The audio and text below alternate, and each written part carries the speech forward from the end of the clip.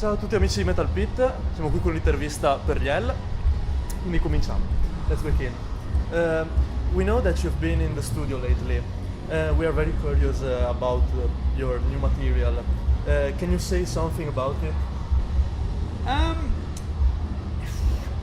Yeah, I mean, we've just been trying to explain this. We've got sort of probably 67 ideas in demo form.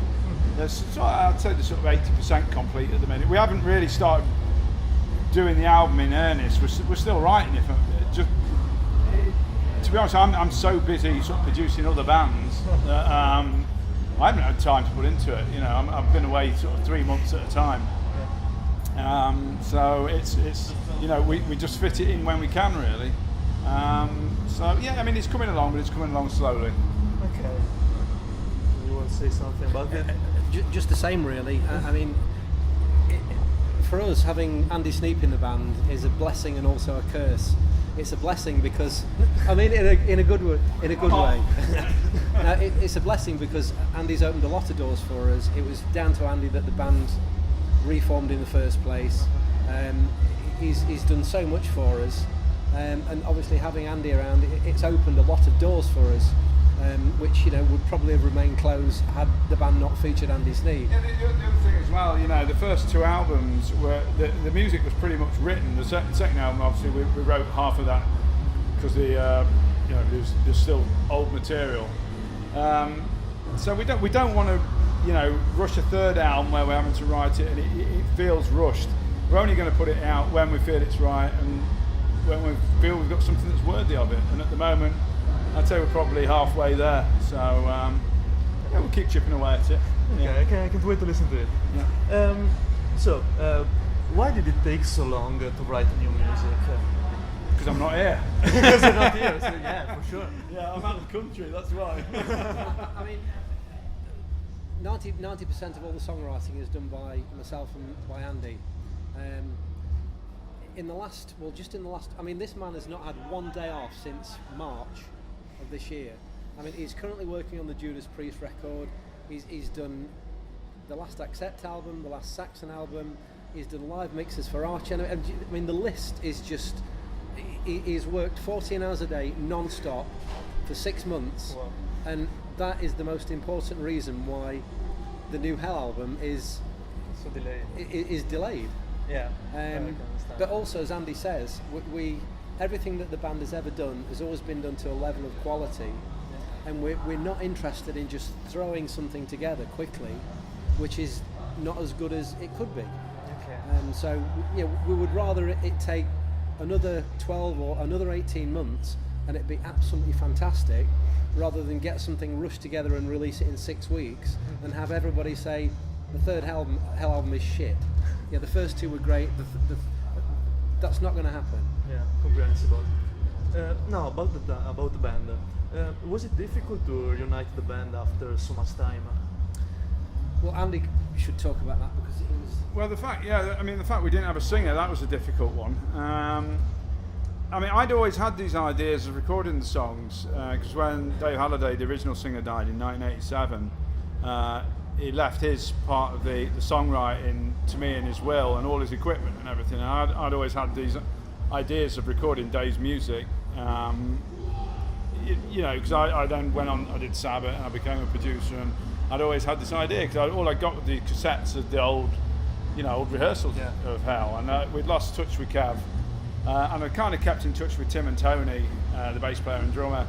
Over the years, I'd see him around a bit, and then Kev's son Tom popped up. I was working in Florida at the time, and I was just on Instant Messenger, and Tom popped up and says, "Oh, my dad reckons he knows you." I was just thought, oh, here we go, you know, there's some maniac stalker here trying to get an inroad. But it turned out it was Kev. So when I came back to England, I managed to get in touch with Kev again. We'd not seen each other for 20 years or something, wasn't it? So it was great. And we'd get Kev, Tony and Tim together down at my studio, because Kev has always been interested in the studio side of things anyway. So we'd get down there and have a few glasses of wine and sort of talk about the old times, and I'd get them slowly jamming on this old material. And over the period of 3 years, we'd get together at weekends and we kind of just put the album together. We recorded songs in 3 songs at a time and finished them. And it wasn't until we were doing Plague and Fire, and Dave, Kev's brother, came down to do the voiceover that's in the middle of it, and he started singing, and it was kind of like that. I didn't even know Dave existed, and it was like the final piece of the puzzle, really. It was like someone who had the same register as what Dave Halliday, the original singer, had, and had seen the band so many times, so he understood what the band needed, and was an actor as well, so he could do all the theatrical side of it. It was like the perfect guy to fit in. And so we just sort of rolled with it, and we did the full album with Dave, started doing some local shows. Before we knew it, we got it signed to Nuclear Blast, and we've been rolling with it ever since, really. Fantastic. Yeah. Did your approach to music and songwriting change from the early 80s as a band? For me, I approached it in a totally different way, because as Andy said, I've always been interested in the technology. And back in the 80s, quite a lot of the songs were written on keyboards using the old analog synthesizers and stuff. And one of the big revelations for me, when the band got back together again and I started looking at the modern technology, I was just amazed at just how good the technology was. I mean, back in the I'd got this kind of huge stack of analog keyboards, and now there's like one little machine like this size that does 10 times more than all of that stuff put together.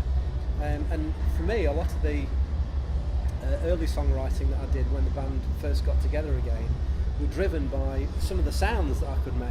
The big orchestras and choirs and stuff that I'd always dreamed of doing, but never had the technology to do. So I approached it in quite a different way. But the danger with that is that when you start writing metal on keyboards, you have to be very, very careful, because you suddenly forget the fact that you're really a guitar player, and the music should really be guitar driven. But I have a good friend here that's constantly kind of pulling me back and just reminding me Pulling it back and slapping it down. Now, what do you think about your Italian fans, and what about your recent show at Colony Open Air in Brescia? We had a great show in Brescia last week. It was very, very hot, but I mean, it's only the second time we've ever played in Italy. The first time was on the Monomoth and Carcass tour in 2013. We played in Milan, and then we were fortunate enough to play Colony Open Air last weekend, and it was just really cool. There's just something about fans from Italy and from Spain. They're just so enthusiastic. They're just so enthusiastic and just such lovely, super cool people. But every time we play in Spain, we have a fantastic show, and every time, obviously, in Italy, it's fantastic. Thank you very much. As well. What about you? About the show in Italy, the show in Brescia? Oh, it was good. Yeah, it was great. Yeah, really hot. I mean, today was a hot one as well. So, it's, being from England, we're not used to hot weather. So it's a bit of a struggle, that. But no, it's really good. Yeah, thank you. And we got to see Loudness as well, which that was like icing on the cake for me. Yeah. Okay, so I think we're done. Yeah. Would you like to say something to our readers and friends of metalpit.it? Just thanks for your support. Keep it heavy. Yeah, just keep it heavy, keep the faith. Metal on. Okay, thank you very much.